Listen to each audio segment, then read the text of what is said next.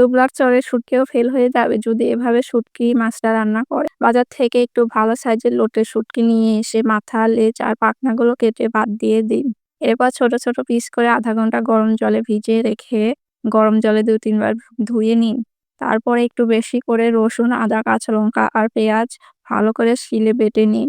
মাছগুলো ভালো করে ধোয়া হয়ে গেলে ভিতর থেকে শিকদাঁড়ার কাঁটাটা বেছে ফেলে দিন। এরপর কড়াইতে সরিষার তেল গরম হয়ে গেলে অল্প নুন আর হলুদ দিয়ে মাছগুলো বেশ করে ভেজে তুলে নিন।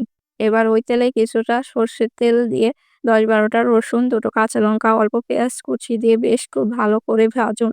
এরপর বেটে রাখা মশলাগুলো দিয়ে কষান। কেটে রাখা টমেটো আর ১ চা চামচ জিরা, ধনে, লঙ্কার গুঁড়ো, হলুদ আর কাশ্মীরি লঙ্কার গুঁড়ো দিয়ে ভালো করে কষিয়ে জল দিয়ে দিন। এরপর মশলা থেকে তেল বেরিয়ে আসলে সিদ্ধ করা মাছগুলো দিয়ে বেশ করে কষান।